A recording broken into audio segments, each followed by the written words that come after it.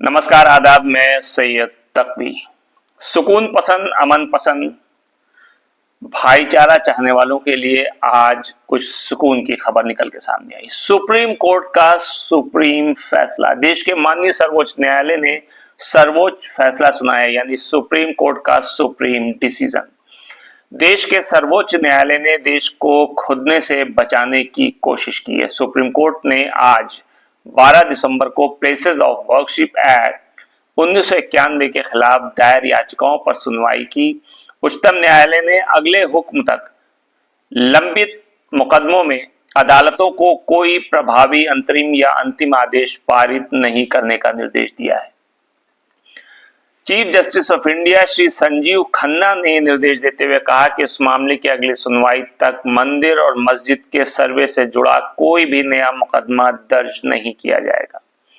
दोनों पक्षों की तरफ से चाहे जो भी दावे किए जाएं, राजनेताओं के द्वारा चाहे जो भी दावे किए जाएं, लेकिन सच्चाई यही है कि देश में आने वाले समय में जो तस्वीर होने का अंदेशा था, शायद उसे सर्वोच्च न्यायालय ने भांप लिया है। माननीय सर्वोच्च न्यायालय को शायद ये अंदाजा हो गया कि ये सिर्फ और सिर्फ झगड़े की जड़ है, इससे सिर्फ और सिर्फ देश को नुकसान ही होगा। इसीलिए देश को खुदने से बचाने के लिए, देश को बर्बाद होने से बचाने के लिए सुप्रीम कोर्ट ने कोशिश की है और उसने हर तरीके के सर्वे पर फिलहाल रोक लगा दी है। माननीय सर्वोच्च न्यायालय का यह फैसला स्वागत योग्य है।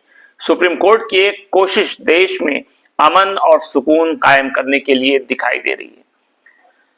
हमारे देश के अंदर गंगा जमनी तहजीब की हिफाजत के लिए सुप्रीम कोर्ट ने शायद ये कदम आगे बढ़ाया है। वर्शिप एक्ट 1991 पर भी सुप्रीम कोर्ट की पूरी तरीके से नजर बनी हुई है।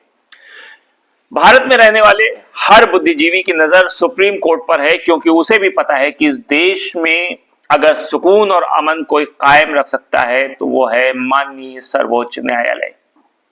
माननीय सर्वोच्च न्यायालय को इसके अलावा एक और पहलू पर भी गौर करना होगा, क्योंकि इस देश में जो मीडिया है उसमें कुछ ऐसे धड़े भी हैं जिसे गोदी मीडिया के नाम से जाना और पहचाना जाता है। तो लगातार इस तरह की खबरें प्रचारित और प्रसारित करते रहते हैं, शायद जिससे भड़कने का अंदेशा होता है।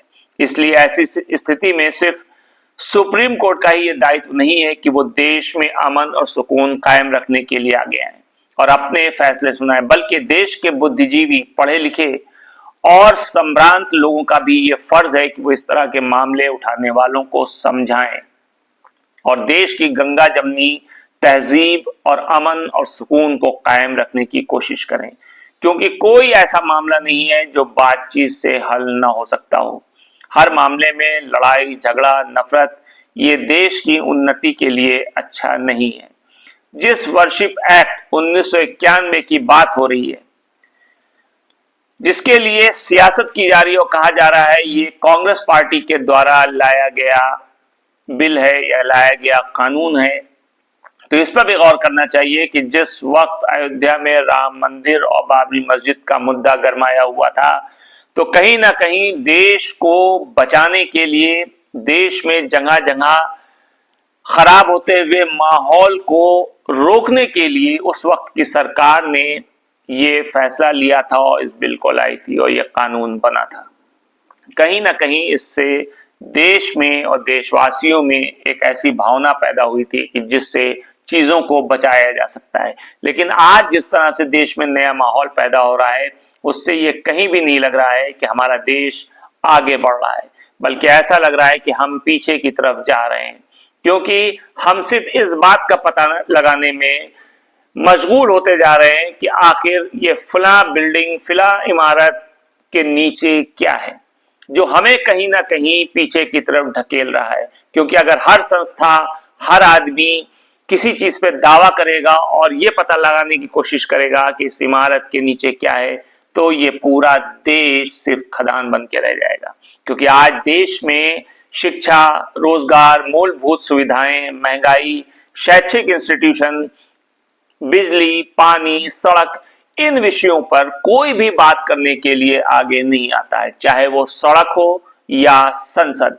इन विषयों पर कहीं भी चर्चा नहीं होती, जो देश के लिए बहुत ज्यादा हानिकारक है। क्योंकि किसी भी इंसान का पेट ना तो मंदिर भर सकती है, ना मस्जिद भर सकती है। देश की तरक्की न मंदिर के नाम पर हो सकती है, न मस्जिद के नाम पर हो सकती है। क्योंकि अगर तरक्की चाहिए, हमें तरक्की करनी है, तो कहीं ना कहीं हमें इन मसलों को छोड़ करके महंगाई, बिजली, सड़क, पानी, कृषि, रोजगार, शिक्षा, इन विषयों पर ध्यान देना होगा और सड़क और संसद पर बहस करनी होगी। ये भी बात सच है कि इस तरह की बातें हर इंसान हजम नहीं कर सकता है, क्योंकि ये बातें उसी को अच्छी लगेगी जो देश में तरक्की चाहता है। और देश की तरक्की किसमें होती है? देश की तरक्की पढ़े लिखे नौजवानों के जरिए होती है। देश की तरक्की कृषि के जरिए होती है, किसानों के जरिए होती है, वैज्ञानिकों के जरिए होती है।